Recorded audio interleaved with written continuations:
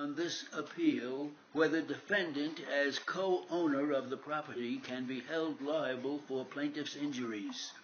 Plaintiff offers two arguments. First, she contends that liability can be predicated solely on defendant's status as a tenant in common of the property.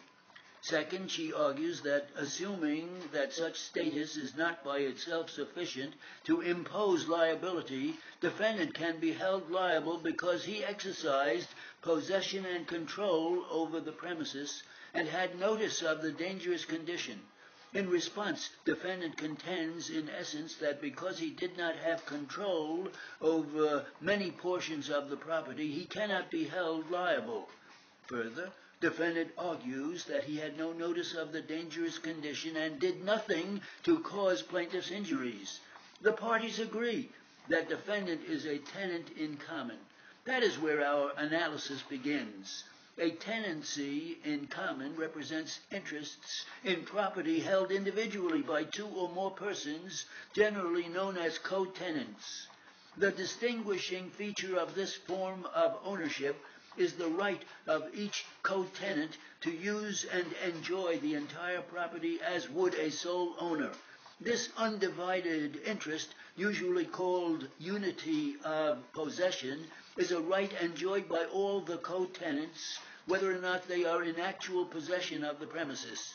For purposes of imposing personal liability for defective conditions on the premises, a co-tenant's right to use and enjoy the entire premises translates into a duty to maintain it safely. Indeed, because the common law doctrine of tenancy in common presumptively gives each co-tenant full possession of the entire premises, a defective condition causing injury to a third party results in joint and several liability as to each co-tenant.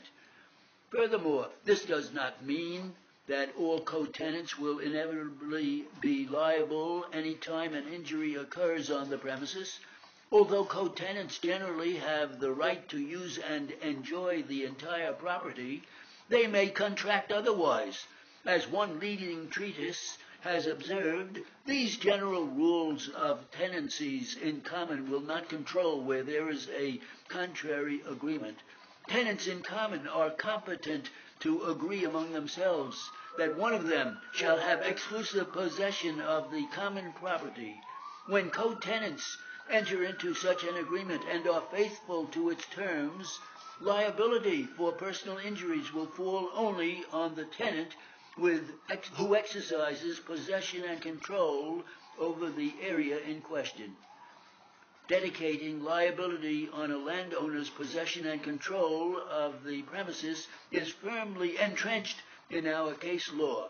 As we noted in Ritto versus Goldberg, it has been held uniformly that control is the test which measures generally the responsibility in tort of the owner of real property. This principle recognizes that the person in possession and control of property is best able to identify and prevent any harm to others. Indeed, a person who chooses to take possession and control of property is fairly charged with the responsibility of maintaining it and should expect to be held responsible for any defects.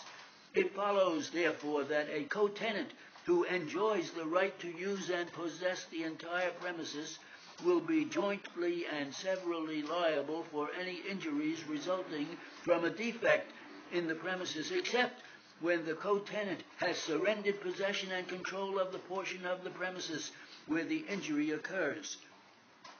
Resolution of this appeal thus turns on whether the defendant exercised possession and control over Mary's segment of the property. In support of his motion for summary judgment, defendant relied on the contract by which he and Mary agreed to live in separate parts of the premises, entirely free from interference. We therefore agree with the lower courts that plaintiff failed to raise a triable issue of fact in response to defendant's prima facie showing that he did not possess, or control the portion of the property when plaintiff was injured. We have reviewed plaintiff's remaining contentions and find them without merit.